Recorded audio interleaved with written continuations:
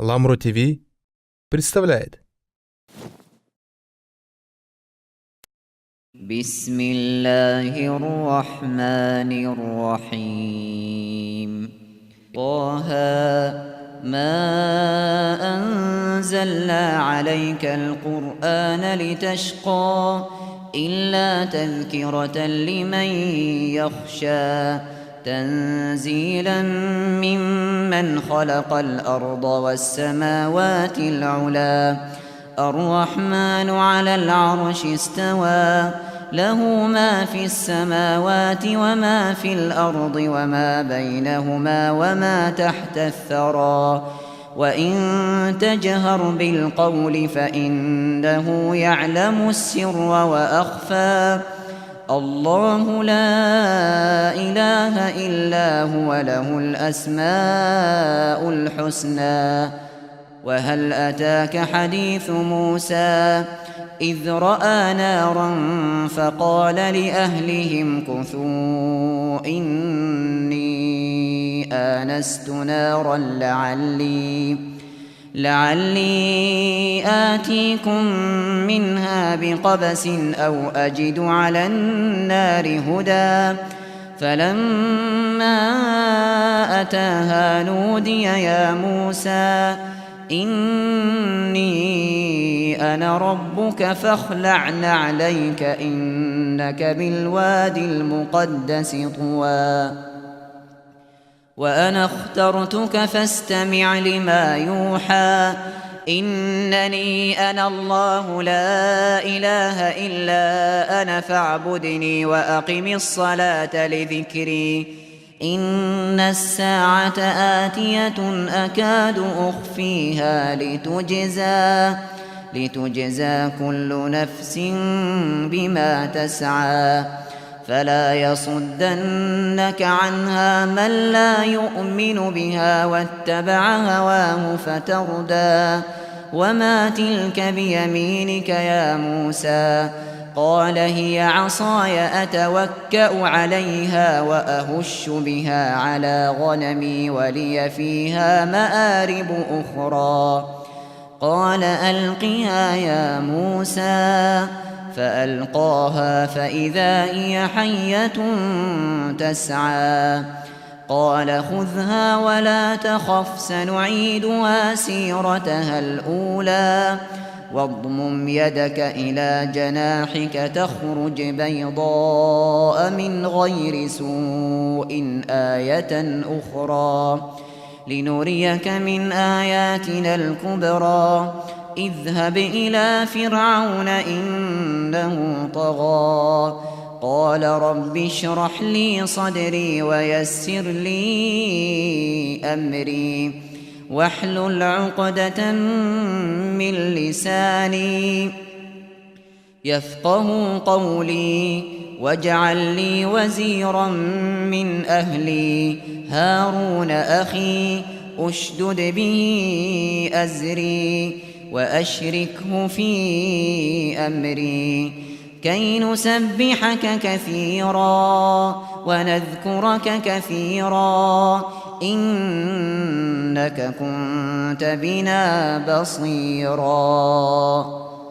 قال قد أوتيت سؤلك يا موسى ولقد مننا عليك مرة أخرى إذ أوحينا إلى أمك ما يوحى أن اقذفيه في التابوت فاقذفيه في اليم فليلقه اليم بالساحل يأخذه عدو لي وعدو له وألقيت عليك محبة مني ولتصنع على عيني إذ تمشي أختك فتقول هل أدلكم على من يكفله فرجعناك إلى أمك كي تقر عينها ولا تحزن وقتلت نفسا فنجيناك من الغم وفتناك فتونا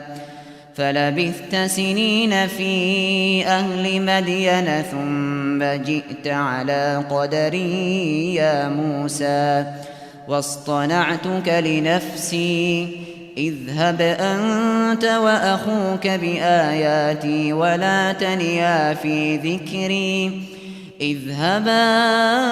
إلى فرعون إنه طغى فقولا له قولا لينا لعله يتذكر أو يخشى قالا ربنا إننا نخاف أن يفرط علينا أو أن يطغى قال لا تخافا إنني معكما أسمع وأرى فأتياه فقولا إنا رسولا ربك فأرسل معنا بني إسرائيل ولا تعذبهم قد جئناك بآية من ربك والسلام على من اتبع الهدى إنا قد أوحي إلينا أن العذاب على من كذب وتولى قال فمن ربكما يا موسى قال ربنا الذي أعطى كل شيء خلقه ثم هدى قال فما بال القرون الأولى قال علمها عند ربي في كتاب لا يضل ربي ولا ينسى الذي جعل لكم الأرض مهدا وسلك لكم فيها سبلا وأنزل من السماء ماء فأخرجنا به أزواجا من نبات شتى كلوا وارعوا أنعامكم إن في ذلك لآيات لأولي النهى منها خلقناكم وفيها نعيدكم ومنها نخرجكم تارة أخرى ولقد أريناه آياتنا كلها فكذب وأبى قال أجئتنا لتخرجنا من أرضنا بسحرك يا موسى فلنأتينك بسحر مثله فاجعل بيننا وبينك موعدا لا نخلفه نحن ولا أنت مكانا سوى قال موعدكم يوم الزينة وأن يحشر الناس ضحى فتولى فرعون فجمع كيده ثم أتى قال لهم موسى ويلكم لا تفتروا على الله كذبا فيسحتكم بعذاب وقد خاب من افترى فتنازعوا أمرهم بينهم وأسروا النجوى قالوا إن هذان لساحران يريدان أن يخرجاكم من أرضكم بسحرهما ويذهبا بطريقتكم المثلى فأجمعوا كيدكم ثم أتوا صفا وقد أفلح اليوم من استعلى قالوا يا موسى إما أن تلقي وإما أن نكون أول من ألقى قال بل ألقوا فإذا حبالهم وعصيهم يخيل إليه من سحرهم أنها تسعى فأوجس في نفسه خيفة موسى قلنا لا تخف إنك أنت الأعلى وألق ما في يمينك تلقف ما صنعوا إنما صنعوا كيد ساحر ولا يفلح الساحر حيث أتى فألقي السحرة سجدا قالوا آمنا برب هارون وموسى قال آمنتم له قبل أن آذن لكم إنه لكبيركم الذي علمكم السحر فلأقطعن أيديكم وأرجلكم من خلاف ولأصلبنكم في جذوع النخل ولتعلمن أينا أشد عذابا وأبقى قالوا لن نؤثرك على ما جاءنا من البينات والذي فطرنا فاقض ما أنت قاض إنما تقضي هذه الحياة الدنيا إنا آمنا بربنا ليغفر لنا خطايانا وما أكرهتنا عليه من السحر والله خير وأبقى إنه من يأت ربه مجرما فإن له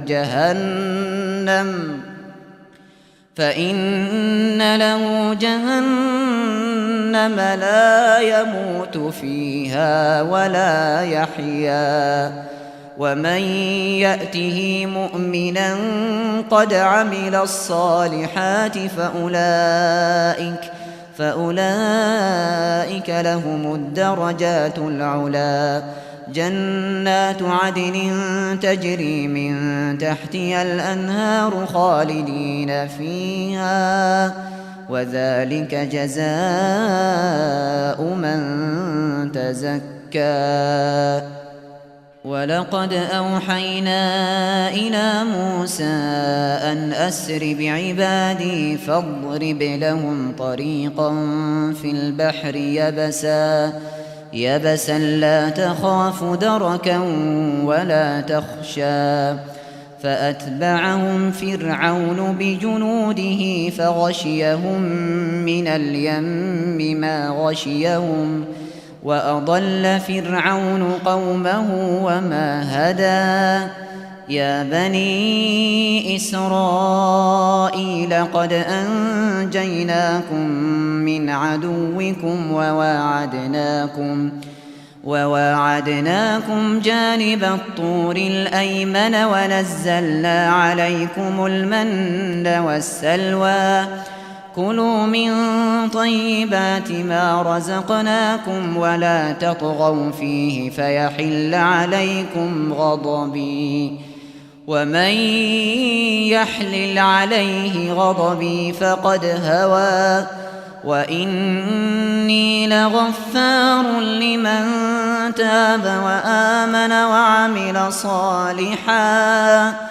وعمل صالحا ثم اهتدى وما أعجلك عن قومك يا موسى قال هم أولئك على أثري وعجلت إليك رب لترضى قال فإنا قد فتنا قومك من بعدك وأضلهم السامري فرجع موسى إلى قومه غضبان أسفا قال يا قوم ألم يعدكم ربكم وعدا حسنا أفطال عليكم العهد أم أردتم أن يحل عليكم غضب من ربكم فأخلفتم موعدي قالوا ما أخلفنا موعدك بملكنا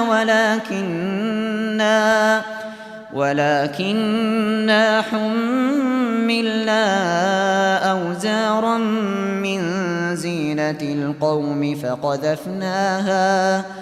فقذفناها فكذلك ألقى السامري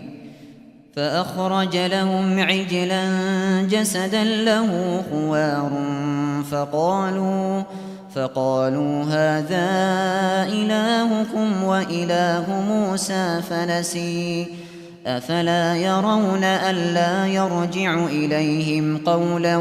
ولا يملك لهم ضرا ولا نفعا ولقد قال لهم هارون من قبل يا قوم إنما فتنتم به وإن ربكم الرحمن فاتبعوني وأطيعوا أمري قالوا لن نبرح عليه عاكفين حتى يرجع إلينا موسى قال يا هارون ما منعك إذ رأيتهم ضلوا ألا تتبعني أفعصيت أمري قال يا ابن أم لا تأخذ بلحيتي ولا برأسي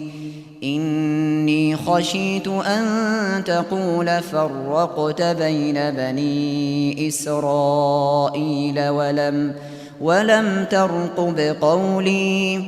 قال فما خطبك يا سامري قال بصرت بما لم يبصروا به فقبضت قبضة من أثر الرسول فنبذتها وكذلك سولت لي نفسي قال فاذهب فإن لك في الحياة أن تقول لا مساس وإن لك موعدا لن تخلفه وانظر إلى إلهك الذي ظلت عليه عاكفا لنحرقنه ثم لننسفنه في اليم نسفا إنما إلهكم الله الذي لا إله إلا هو وسع كل شيء علما كذلك نقص عليك من أنباء ما قد سبق وقد آتيناك من لدنا ذكرا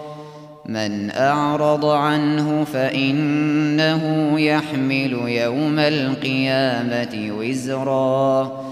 خالدين فيه وساء لهم يوم القيامة حملا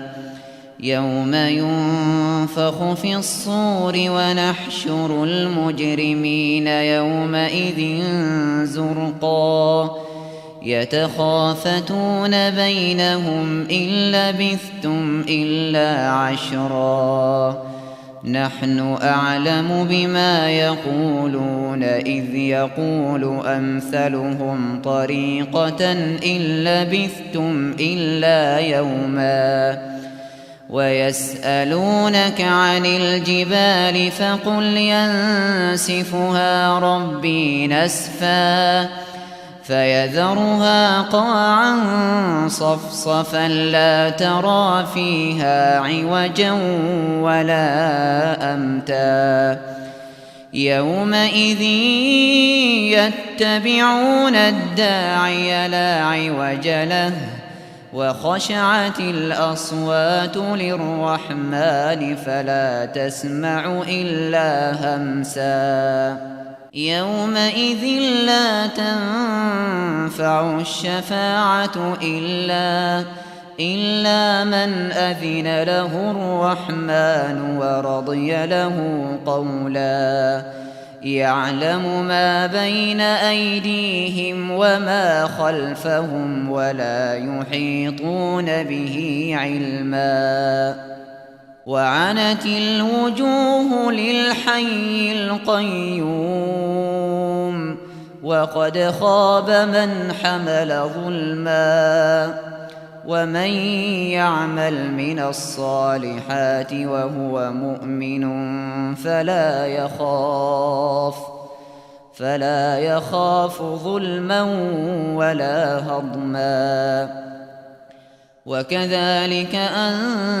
أنزلناه قرآنا عربيا وصرفنا فيه من الوعيد لعلهم يتقون أو يحدث لهم ذكرا فتعالى الله الملك الحق ولا تعجل بالقرآن من قبل أن يقضى إليك وحيه وقل رب زدني علما ولقد عهدنا إلى آدم من قبل فنسي ولم نجد له عزما وإذ قلنا للملائكة اسجدوا لآدم فسجدوا إلا إبليس أبى فقلنا يا آدم إن هذا عدو لك ولزوجك فلا يخرجنكما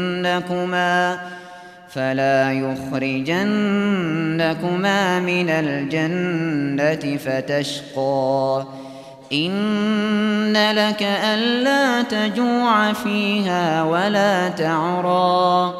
وأنك لا تظمأ فيها ولا تضحى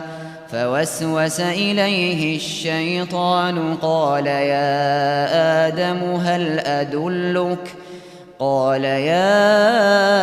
آدم هل أدلك على شجرة الخلد وملك لا يبلى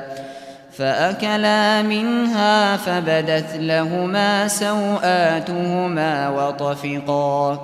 وطفقا يخصفان عليهما من ورق الجنة وعصى آدم ربه فغوى ثم اجتباه ربه فتاب عليه وهدى قال اهبطا منها جميعا بعضكم لبعض عدو فإما يأتينكم مني هدى فمن اتبع هداي فلا يضل ولا يشقى ومن أعرض عن ذكري فإن له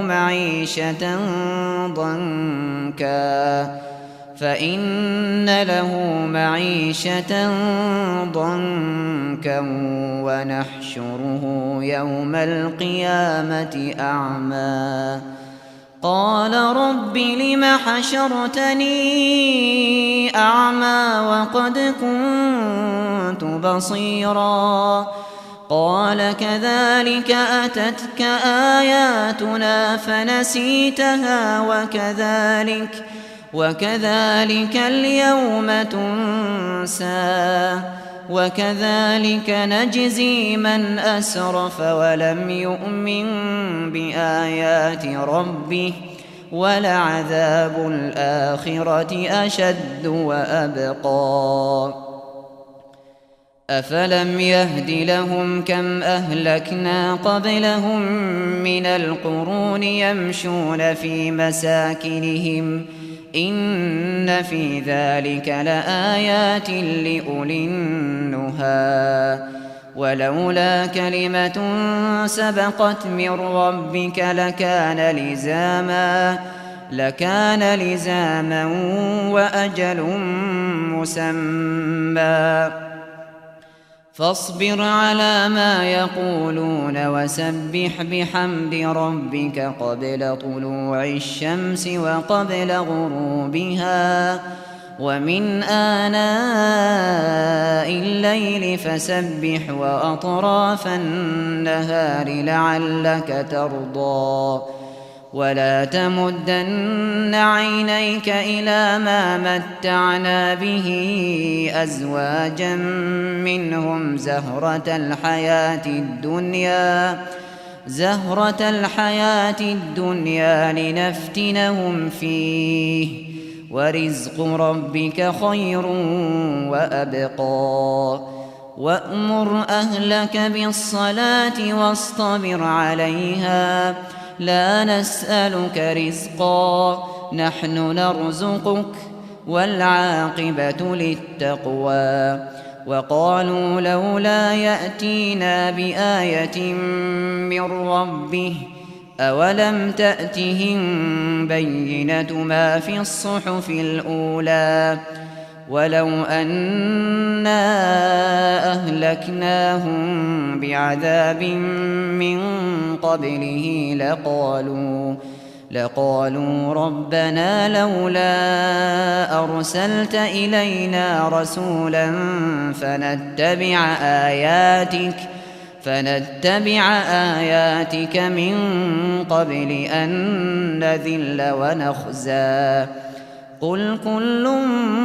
متربص فتربصوا فستعلمون من أصحاب الصراط السوي ومن اهتدى.